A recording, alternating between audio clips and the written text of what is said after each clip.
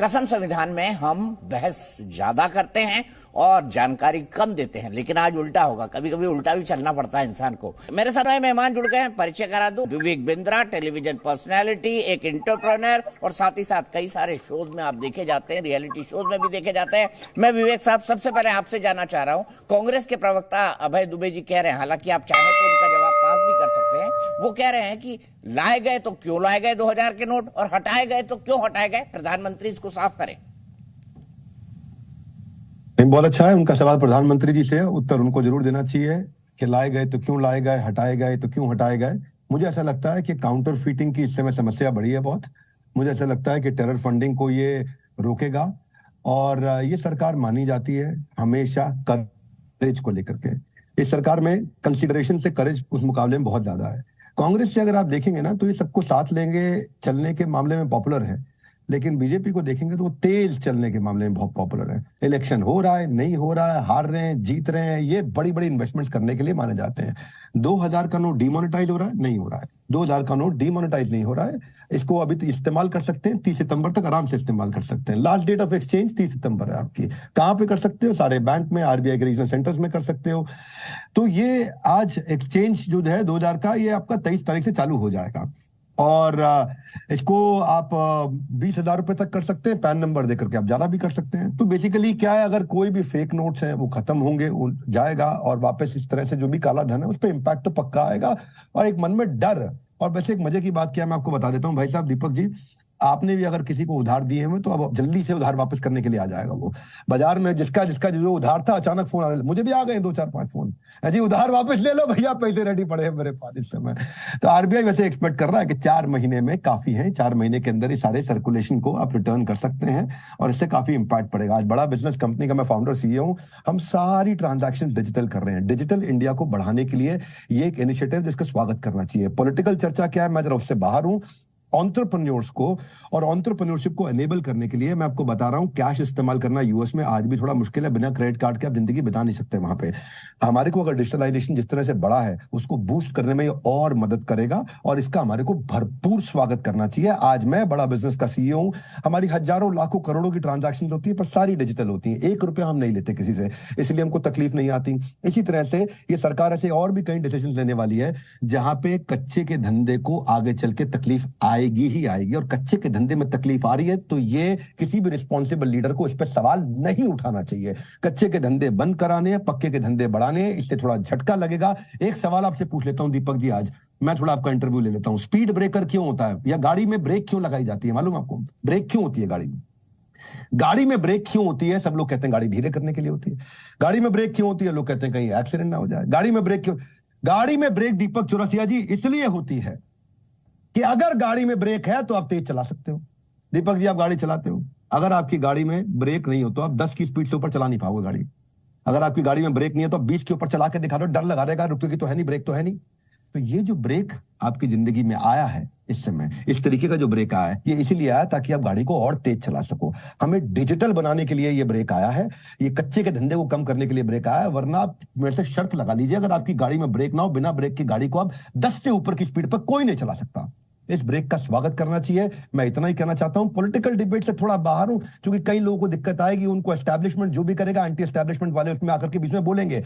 पर डिजिटलाइजेशन के लिए let us please welcome this initiative. Thank you very much. मैं सीधे चलता हूं अश्विनी तनेजा जी के पास। अश्विनी तनेजा जी, इस फैसले को आप कैसे देखते हैं? और मैं सभी से रिक्वेस्ट करूंगा, खासतौर पर विवेक बिंद्रा जी से। विवेक बिंद्रा जी, आप जिस तरह से समझाते हैं ना, बड़ा शानदार है और मुझे आपसे सवाल पूछने में मजा आता है। हालांकि आप मुझसे सवाल पूछ रहे थे, मैंने जवाब दे दिया, आपने मेरे सवाल का भी जवाब दे दिया, इसके लिए थैंक यू। शायद मेरे पास वो जवाब नहीं होता। वापस बहस पे चलते हैं। हमने सबको सुन लिया, अश्विनी तनेजा जी को सुन लिया, अनिल जी को सुन लिया, विवेक बिंद्रा जी को सुन लिया। बहस पर वापस जाता हूँ, सीधे अभय दुबे जी के पास आता हूँ। अभय दुबे जी, आपने ये तीनों तर्क सुन लिए। पहला, ब्लैक मनी को कम करना, दूसरा, डिजिटल करेंसी को बढ़ाना। अब मुझे आप बताइए, अभी भी आपको क्या आपत्ति है, और आपत्ति है तो क्या है? मैं सीधे सवाल जो गैर राजनीतिक लोग हैं उनसे नहीं पूछूंगा, लेकिन आप पूछिए दीपक जी, ये बिंद्रा जी से पूछिए, CIC कितना है अभी? ये जो कह रहे थे ना कि डिजिटाइजेशन करने के लिए, बढ़ावा देने के लिए जो 2016 में तर्क दिए थे, 2 सवाल पूछिए इनसे। काउंटरफिट करेंसी किस डिनोमिनेशन की कितनी है और सीआईसी कितनी है, क्योंकि इन्होंने इन्हीं दोनों तर्कों के आधार पर इस बात को जस्टिफाई करने की कोशिश की है। मैं जानूं तो सही, बड़े अर्थशास्त्री हैं, कितना अर्थशास्त्र का ज्ञान है। ठीक है, बताइए विवेक बिंद्रा जी, वैसे सीआईसी क्या होता है भाई, मुझे समझा दीजिए, मुझे नहीं पता।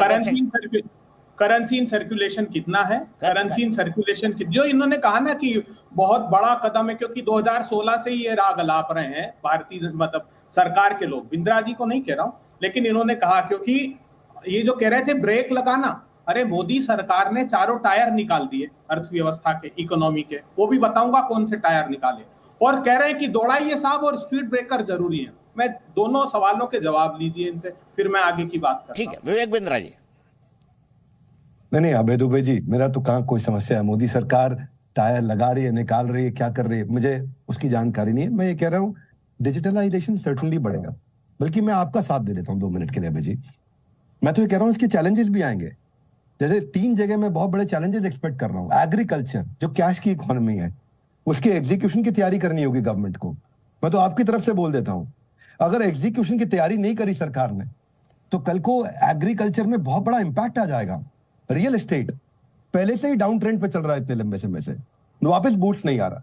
सब जानते हैं रजिस्ट्री का पैसा जो जाते हैं, जो पक्के का पैसा अलग होता है, कच्चे का अलग होता है, सबको मालूम है। बाजार के अंदर सर्कल रेट अलग होता है और मार्केट की एक्चुअल प्रॉपर्टी की वैल्यूएशन अलग होती है। उस पर कितना बड़ा इंपैक्ट आ जाएगा। रियल एस्टेट के लिए अगर एग्जीक्यूशन की तैयारी नहीं करी गई तो उसका असर आएगा। आप ठीक करें, टायर निकलेगा उससे। ट्रेडिशनल रिटेल जो बहुत बड़ा नुकसान जा सकता है, क्योंकि वहां पे कैश सर्कुलेशन बहुत ज्यादा हो रहा है, उसकी भी एग्जीक्यूशन की तैयारी करनी होगी। फायदा किस में होगा? ई कॉमर्स बढ़ेगा, फिनटेक बढ़ेगा। ई कॉमर्स फिनटेक बढ़ेगा तो ट्रांजैक्शंस और अच्छी होंगी। मैं तो इकोनॉमी पे बता रहा हूं कि ये ब्रेक लगेगा, पक्का ब्रेक लगेगा। लेकिन अगर हम इससे ई कॉमर्स को, टेक्नोलॉजी बेस्ड ट्रांजैक्शंस को और इंप्रूव कर सके, कैश के कच्चे के धंधों को आगे चल के और कम कर सके। वैसे तो ये क्लीन नोट के लिए आया है। आपने पूछा था मनी सर्कुलेशन कितना है, 11% है इस समय, बाकी सारा तो अंदर पड़ा। लेकिन मैं अभी आप ही के साथ हूं, मैं कोई आपके खिलाफ थोड़ी बोल रहा हूं। इस बार डिफरेंट रीजन के लिए आया, not for killing the black money, it is for clean note policy. पर अभय दुबे जी, आपसे बात करके अच्छा लगा, धन्यवाद। अभय जी। दीपक जी, मैं एक बात नहीं, मैं अनादर नहीं करना चाहता। विवेक बिंद्रा जी बहुत अच्छे व्यक्ति हैं, यूट्यूब पर मैंने काफी सुना भी है, मैं किसी का अनादर नहीं करना चाहता। इन्होंने जो हालत की वो देखिए, 25,000 रुपए हेक्टेयर इनपुट कॉस्ट बढ़ा दी खेती की किसानों को, इसीलिए तो 27 रुपए हुई। क्यों हुई वो? क्योंकि 25,000 रुपए हेक्टेयर आपने लागत बढ़ा दी। आज स्थिति ये है, centre for monitoring Indian economy की रिपोर्ट पढ़िए, आपकी जो अनएम्प्लॉयमेंट रेट है वो हाईएस्ट हो गया आजाद भारत के इतिहास का। क्यों हुआ ऐसा? क्योंकि आपने एमएसएमई जो बैकबोन थी वो तोड़ दी नोटबंदी से। ये सारे नोटबंदी के साइड इफेक्ट्स हैं जो आज तक आ रहे हैं। आप कोविड के पीछे छुपते, कोविड के पीछे लगातार 8 क्वार्टर से हमारी जीडीपी निचले स्तर पर जा रही थी। ये जितनी रिपोर्ट्स का हवाला दे रहा हूं, ये कोविड क्राइसिस के पहले की है, कोविड के बाद तो ऑक्सफैम ने बताई है। ठीक है, विवेक बिंद्रा जी के पास चलते हैं। विवेक जी बताइए मुझे, अब मुझे बताइए कि अभय जी ने इतनी बात कही, मैं अभय जी का सवाल नहीं पूछ रहा हूं, बिल्कुल नहीं पूछ रहा हूं, मैं आपसे पूछ रहा हूं, क्या भारत की इकोनॉमी इतनी खराब है? क्या भारत में जीएसटी बिल्कुल खराब ढंग से लाई गई है, या आरबीआई कह रहा है? क्या भारत की फाइनेंशियल हालत इतनी खराब है कि हम अपने लोगों को 2 टाइम का खाना नहीं दे पा रहे हैं? और बीजेपी कांग्रेस ये भी नैरेटिव, जिस देश में 80 करोड़ लोगों को 5 किलो अनाज देना पड़े, उस देश की तो हालत कितनी खराब है दुनिया में, लोगों को समझ आएगा ना। जीएसटी का कलेक्शन तो बढ़ा है ना। जीएसटी कलेक्शन बढ़ने का मतलब सिंपल है कि इकोनॉमिक एक्टिविटी बढ़ी है, और इकोनॉमिक एक्टिविटी बढ़ने का मतलब है तब बढ़ती है जब कंजम्पशन ज्यादा होती है, और कंजम्पशन ज्यादा होने का मतलब है कि भाई आपकी इकोनॉमी इंप्रूव कर रही है, ग्रो कर रही है। प्रॉब्लम क्या है, ये जो 2000 का नोट है ना, इसको आसानी से ट्रांसपोर्ट किया जा सकता है बड़े अमाउंट के अंदर, इसलिए ये इलीगल एक्टिविटी को बहुत आसानी से प्रमोट कर देता है।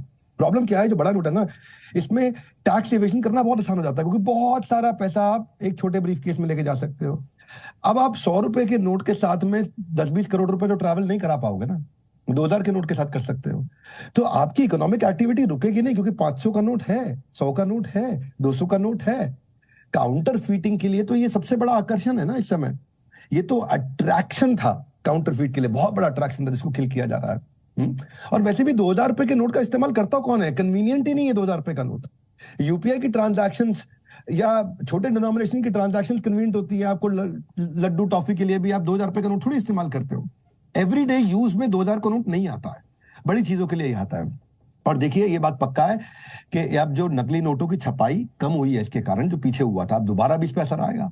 अब हाई डिनोमिनेशन जितना भी नोट होगा, सिंगल हाई डिनोमिनेशन नोट होगा, सबसे ज्यादा टैक्स को खत्म करने में, टैक्स को उड़ाने में ये बहुत काम देता है, बहुत आसानी से काम आता है। इसलिए अब जो है, अगर large some of money without detection अगर अपने को रोकना, तो 2000 का नोट खत्म करना और रोकना बहुत अच्छा है। अदरवाइज रिकॉर्ड ही नहीं होता, रिपोर्ट ही नहीं होता, काउंटर फिटिंग का इतना बड़ा रिस्क है। तो इसलिए मैं ये कहना चाहता हूं आपसे बड़ा सिंपल कि जीएसटी तो अब हमारे यहाँ पे बहुत अच्छा ग्रो किया, बहुत अच्छा काम किया है अभी भी।